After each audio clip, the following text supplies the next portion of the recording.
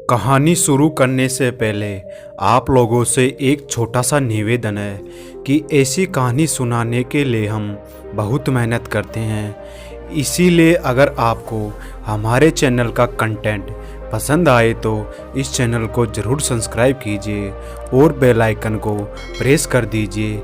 ये आपके लिए तो बिल्कुल फ्री है, लेकिन इससे हमें और अच्छी वीडियो बनाने का हौसला मिलता है। एक गांव में एक बहुत ही तपस्वी और प्रख्यात साधु महाराज रहा करते थे। उसी गांव में उनका एक छोटा सा मठ था, जिसमें वह और उनके कुछ शिष्य रहते हुए प्रतिदिन प्रवचन दिया करते थे।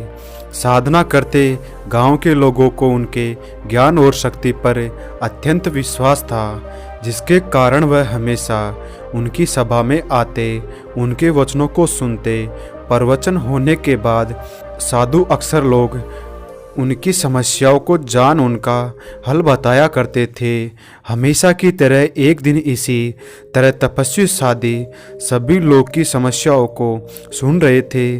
तभी उस सभा में उपस्थित एक गरीब किसान तपस्वी साधु के समक्ष हाथ जोड़कर कहता है कि महाराज सभी की समस्याओं का हल देते हैं, मेरी भी एक समस्या है, कृपया कर मेरी भी सहायता करे। तपस्वी साधु कहते हैं कि मैं पूरी कोशिश करूंगा, बताओ क्या समस्या है। तब किसान कहता है कि कुछ दिनों बाद मेरी पुत्री का विवाह है, लेकिन मेरे पास इतने पैसे नहीं है कि मैं उसका विवाह कर सकूं। कृपा कर आप मेरा सहयोग करें, मदद करें ताकि मैं यह विवाह कर सकूं। यह सुन तपस्वी साधी बोलते हैं कि जो उसमें भी यह विवाह हो सकता है, किसी के पास क्यों मांगना जो उसमें आप कार्य करें। तपस्वी साधु की यह बात सुन किसान दुखी हो जाता है और वहाँ से खाली हाथ लौट जाता है। अब वह अपनी पुत्री के विवाह के लिए पूरे गांव घूमता है। किसी धनी सेठ के पास जाता है तो किसी और के पास, लेकिन उसे कहीं धन की सहायता नहीं मिली। वह अब और दुखी और परेशान करने लगा कि भला कैसे थोड़े से पैसे में यह विवाह करेगा, यह काफ़ी नहीं है। वह अब इसी चिंता में डूबा रहता। कुछ दिन बीत गए, किसान ऐसे ही घूम रहा था। तभी तपस्वी साधी उसे मार्ग से ऐसे भटकते देख स्वयं के पास उसे बुलाकर कहते हैं कि क्या हुआ, तुम इतनी चिंतित क्यों हैं। सुनकर किसान कहता है कि एक गरीब बेसहारा पिता और क्या ही कर सकता है। मेरी पुत्री का कुछ ही दिन में विवाह है और मेरे पास पर्याप्त धन नहीं है कि मैं उसका अच्छे से विवाह कर सकूं। मैंने सबसे मदद मांगी, मेरे सबके पास गया, लेकिन किसी ने मेरी सहायता नहीं की। अब तो मुझे न कोई आधार नजर आ रहा है, न कोई मार्ग। यह नहीं समझ पा रहा कि मैं क्या करूं। आपने भी मेरी सहायता करने से इनकार कर दिया, मैं कहाँ जाऊं। इतना कह किसान रोने लगता है। उसकी यह दयनीय दशा देखकर तपस्वी साधु से रहा नहीं जाता। उसे कहते हैं तुम आज मेरे पास मठ में आ, तुझसे मिलना है। यह कहकर मठ की ओर चल जाते हैं। संध्या होने पर जब अंधेरा होने लगता है, तब किसान साधु महाराज के मठ के लिए निकल जाता है और वह उनके पास जा उनसे कहता है कि मैं आ गया। महाराज उस समय तपस्वी साधु अब साधना में पूरी तरह लीन थे। किसान वहीं कुछ देर प्रतीक्षा करता है। साधना से उठ वह किसान से कहता है कि चलो मेरे पास।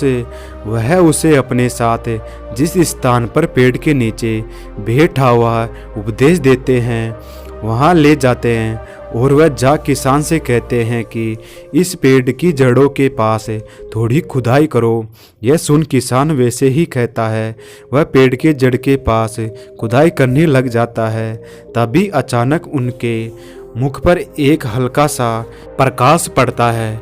अंधेरे में मिट्टी से मिलती यह रोशनी आसपास फैल जाती है। यह देख किसान आश्चर्यचकित हो जाता है कि भला इस मिट्टी में ऐसा क्या है जो इस अंधेरी रात में इतना प्रकाश दे रहा है। से तपस्वी साधु से पूछता है कि महाराज भला यही क्या है जो इतना चमक रहा है।